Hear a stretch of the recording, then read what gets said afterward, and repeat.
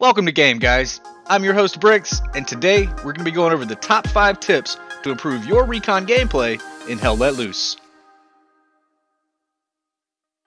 Before we get started, I'd like to give a special shout out to our friends at Team Asylum Gaming.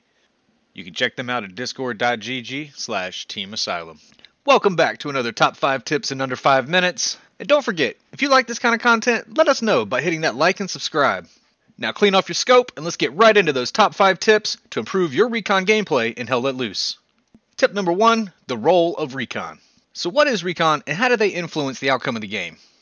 Well, for starters, recon consists of 2 separate roles. That is your spotter, which is actually your recon squad leader, and your sniper, for those of you who want to reach out and touch something.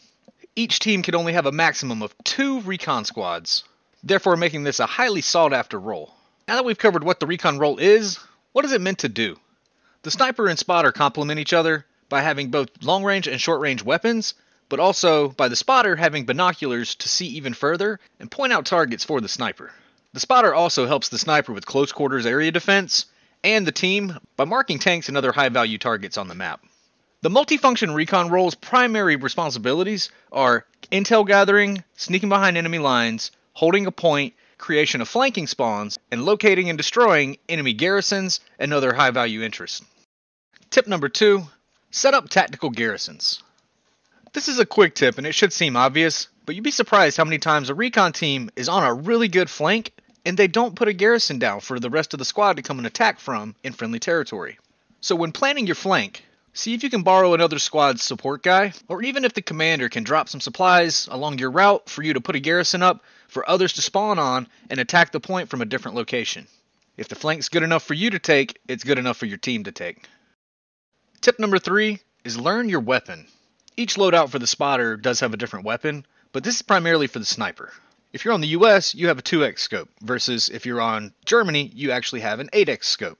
Learning these 2 weapons and the different bullet drop and lead time needed to successfully hit someone can be hard to master. However, this isn't something you can learn from a video, so just get in there and try it. Don't be afraid to be the sniper because you're bad at it. Everybody's bad at it until they learn how to do it. And a quick pro tip for the spotter, whenever you're pinging those targets for your sniper, they may not be looking in the same direction.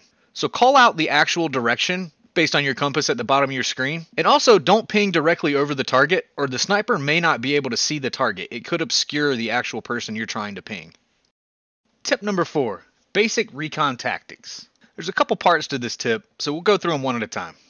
The first tactic would be taking out enemy high-value targets. This is useful whether you are attacking with the rest of your team, or if you're behind enemy lines, trying to get your team up to the point. The main high-value targets you're going to be looking for are enemies in supply or transport trucks, counter recon, and enemy machine guns and anti-tank guys. While all infantry is important to take care of, those are the ones you really want to be on the lookout for because they can pin down more of your team than the average infantry soldier.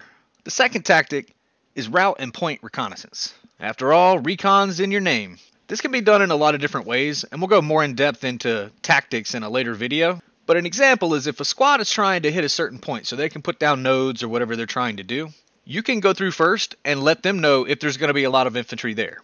You as recon may or may not be able to take out a massive amount of infantry in one fell swoop, but if you have a squad behind you that's moving in and you're just their eyes and ears until they get there, then you're basically 2 squads for the price of 1.5.